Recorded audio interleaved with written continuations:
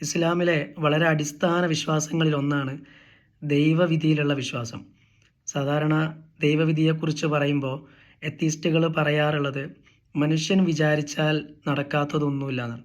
അതിനവർ കുറേ ഉദാഹരണങ്ങളും പറയാറുണ്ട്. നടക്കാൻ പോലും കഴിയാത്ത വിധം തളർവാദം പിടിപെട്ടിട്ടും ലോക ഒളിമ്പിക്സിൽ മെഡൽ നേടിയ വിൽമ റുഡോൾഫിൻ്റെയും ആയിരക്കണക്കിന് സംരംഭങ്ങളൊക്കെ തുടങ്ങി എല്ലാം പരാജയപ്പെട്ടിട്ടും തൻ്റെ വാർദ്ധക്യത്തിലും ശുഭാപ്തി വിശ്വാസത്തോടുകൂടി അധ്വാനിച്ച് വിജയം നേടിയ KFC ഉടമ കേണൽ സാൻഡേഴ്സിൻ്റെയും ഇരു കൈകളും കാലുകളും ഒന്നും ഇല്ലാതിരുന്നിട്ടും ലോകപ്രശസ്തനായ നിക്കിയുടെയുമൊക്കെ ഉദാഹരണങ്ങൾ ഇവർ സാധാരണ പറയാറുണ്ട്.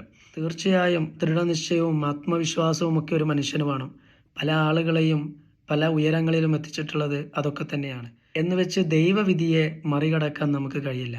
കാരണം കേവലം വിജയിച്ച കുറച്ച് ആളുകൾ മാത്രമല്ല നമ്മുടെ ഈ സമൂഹത്തിൽ കടന്നു പോയിട്ടുള്ളത്. പല തരങ്ങളിലുള്ള പ്രയാസങ്ങൾ അനുഭവിച്ച, പ്രതിസന്ധികൾ അനുഭവിച്ച, പരാജയപ്പെട്ടു പോയ ഒരുപാട് ആളുകളുടേത് കൂടിയാണ് മനുഷ്യ ചരിത്രം എന്ന് പറയുന്നത്.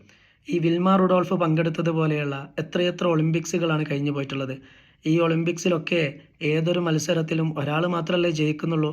മറ്റുള്ള ആളുകളൊക്കെ പരാജയപ്പെട്ടു പോയത് അവർക്ക് ദൃഢനിശ്ചയമില്ലാത്തത് കൊണ്ടോ ആത്മവിശ്വാസമില്ലാത്തത് കൊണ്ടോ ആയിരുന്നോ?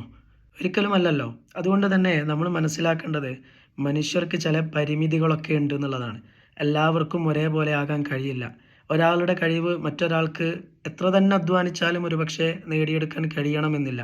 സാധാരണ മോട്ടിവേഷൻ ക്ലാസ്സുകളിലൊക്കെ കേൾക്കാറുള്ളത് മനുഷ്യൻ അധ്വാനിച്ചാൽ നേടാൻ കഴിയാത്തതില്ല.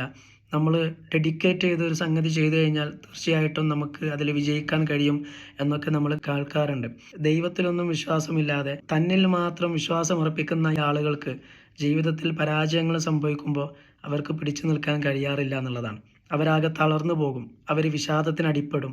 എന്നുവെച്ച് നമ്മൾ മടിയന്മാരായി ഒന്നും അധ്വാനിക്കാതെ എല്ലാം ദൈവവിധിയാണ് എന്ന് കരുതി ജീവിക്കാൻ ഒരിക്കലും ഇസ്ലാം പഠിപ്പിക്കുന്നില്ല.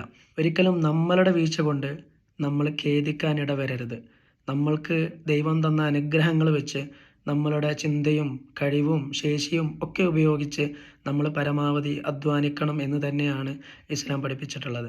എന്നാൽ അതിനപ്പുറത്ത് ചില വിധികൾ, നമ്മളുടെ കഴിവിൽപ്പെടാത്ത, നമ്മളുടെ പരിധിയിൽപ്പെടാത്ത ചില സംഗതികൾ ഒരു പക്ഷേ നമ്മുടെ ജീവിതത്തിൽ സംഭവിച്ചേക്കാം. അത് നമ്മൾ ദൈവത്തിൻ്റെ വിധിയായിട്ട് മനസ്സിലാക്കുക എന്നുള്ളതാണ്. അപ്പോൾ നമുക്ക് ആശ്വാസമുണ്ടാകും. പരാജയങ്ങളിലും നമുക്ക് ആശ്വാസമുണ്ടാകും. വീണ്ടും പ്രയത്നിക്കാനുള്ള പ്രചോദനമുണ്ടാകും. ഒരിക്കലും നമ്മൾ വിഷാദത്തിലേക്ക് പോവില്ല.